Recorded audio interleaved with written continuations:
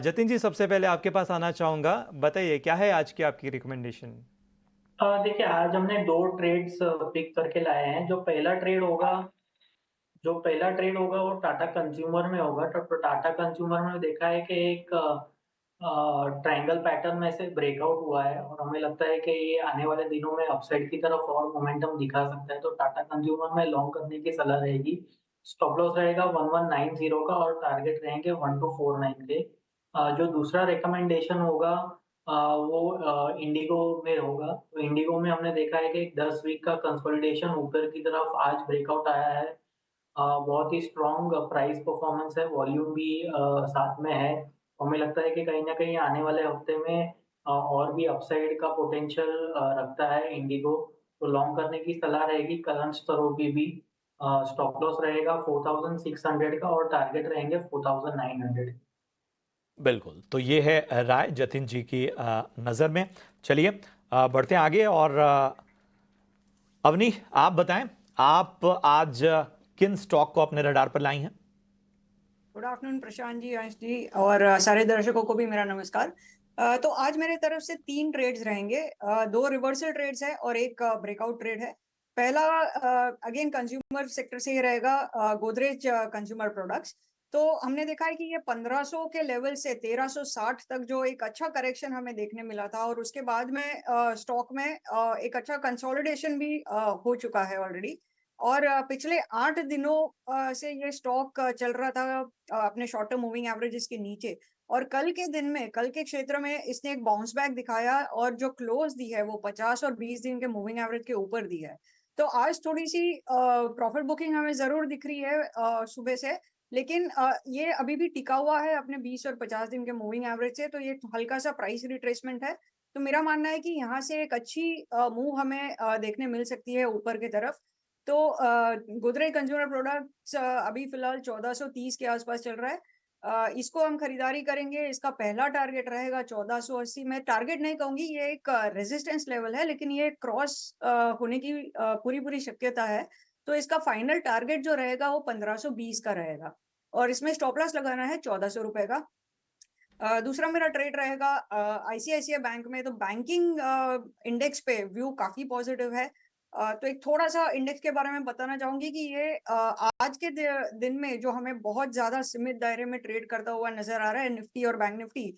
इसका कारण एक ये भी है कि आज शाम को यूएस मार्केट्स में जैक्सन होल की जो मीटिंग है, तो उसके नतीजों को लेकर के भी लोगों में थोड़ी सी घबराहट है कि क्या होगा।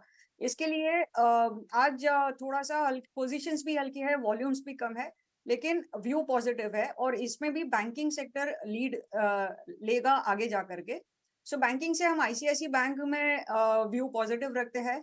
तो इसमें भी 12 दिन के कंसोलिडेशन के बाद में एक साइडवेज प्राइस एक्शन के बाद में अभी कुछ ग्रीन शूट्स नजर आ रहे हैं। अच्छा मूव आज भी दिखाया है, भले ही मार्केट सीमित दायरे में है। एंड कल के क्षेत्र में फ्यूचर्स में भी हमने 2% का ओपन इंटरेस्ट एडिशन देखा था। तो आईसीआईसीआई बैंक में व्यू पॉजिटिव है 1250 के टारगेट के लिए। 1160 का हमें स्टॉप लॉस लगाना है। और तीसरा जो स्टॉक है वो है ऑटो सेक्टर से अशोक लीलैंड। तो अशोक लीलैंड ने एक नया हाई बनाने के बाद में बहुत अच्छा कंसोलिडेशन कर लिया है और मेरे हिसाब से यहाँ से फिर से अभी एक नए जोन में एंट्री ले चुका है ये स्टॉक। तो इसका जो टारगेट बनता है ऊपर 280 तक चलने की उम्मीद है और नीचे इसका स्टॉप लॉस लगाना है 255। तो रिस्क रिवॉर्ड के हिसाब से भी ये स्टॉक बेहतरीन पिक रहेगा इस करंट लेवल्स पे। बिल्कुल, तो ये है राय अवनी जी की और जतिन जी की। अहम स्टॉक का जो ट्रेड का चौका में उन्हें पसंद आ रहे हैं के साथ एक्शन से भरे एक स्टॉक को ले लेते हैं। अवनी जी, आपके पास आना चाहूँगा। डिक्सन टेक्नोलॉजी ज़रा देखिए, आज 3-3.5% की तेज़ी के साथ ट्रेड कर रहा है। चार्ट पे भी देखें तो ये जुलाई में काफ़ी अच्छे से ऊपर तक आया था, उसके बाद में 13,000 के जस्ट नीचे रुक गया, फिर नीचे आया, फिर ऊपर आया और अब आज जाकर वो 13,000 लेवल को अच्छे से ब्रेक करता हुआ नजर आ रहा है।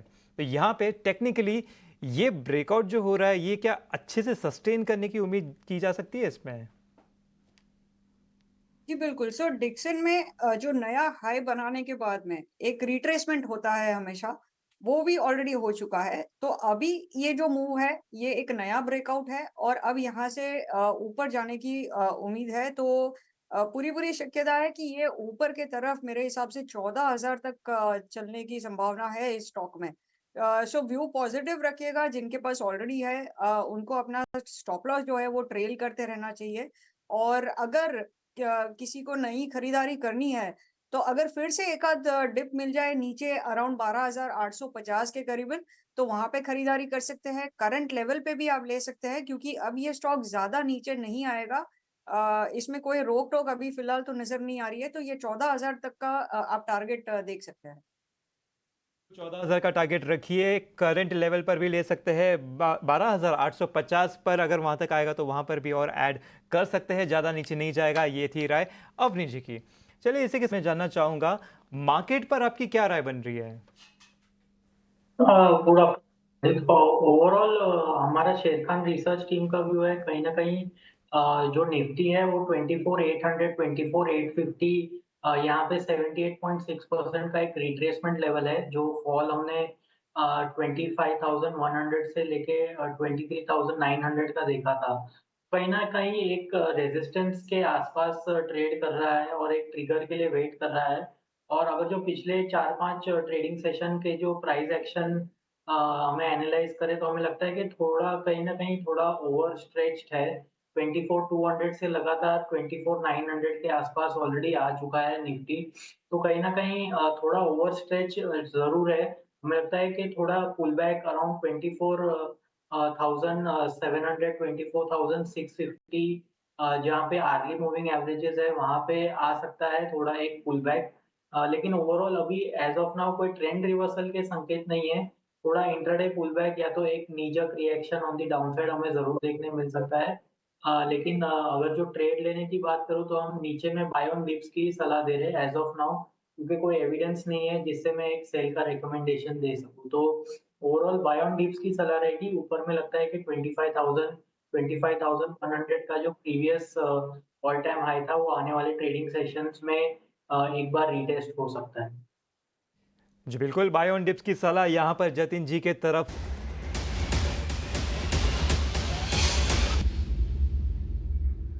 और ऑप्शंस के चैंपियन बताने के लिए हमारे साथ हैं सेंट्रम ब्रोकिंग के नीलेश जैन साहब। नीलेश जी बताएं, आज ऑप्शन की रणनीति क्या होगी?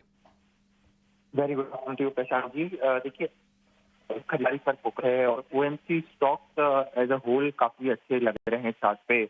बीपीसीएल यहाँ पे लगातार एक सीरीज ऑफ हाई पर यहाँ पर फॉर्मेशन बन रहा है, साथ ही साथ डेरिवेटिव डेटा भी देखे तो काफी अच्छे बिल्डअप लॉन्ग साइड में देखने को मिल रहे हैं। इसीलिए इस पर्टिकुलर काउंटर में कॉल ऑप्शन के जरिए खरीदारी करने की सलाह होगी। ओवरऑल अंडरटोन यहाँ पे 370 से 390 तक का पॉजिटिव लग रहा है। इसीलिए अगले सप्ताह जो मंथली एफ की एक्सपायरी अगस्त की सीरीज की होने वाली है, उसका 350 का एट द मनी का कॉल ऑप्शन लेना होगा। 7 से 8 रुपए की रेंज में इसे खरीद के चले।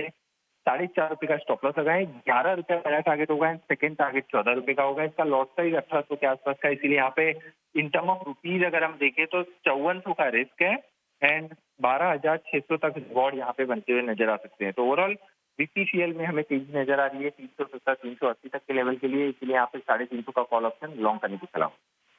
शुक्रिया करेंगे नीलेश जी आपका इस अहम रणनीति के लिए। बीपीसीएल की 350 की कॉल 7-8 रुपए के आसपास आपको मिलेगी।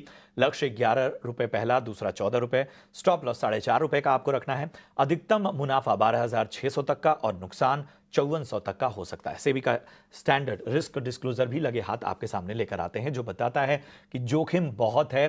फ्यूचर एंड ऑप्शंस की दुनिया में सोच समझ कर निवेश करें। नुकसान का दायरा कैसा है, ये जानकारी से समझ सकते हैं आप। इसलिए ये राय दी जाती है कि फाइनेंशियल एडवाइजर को कंसल्ट करके और आपकी तैयारी पक्की हो तो ही इसमें ट्रेडिंग इनिशिएट करें।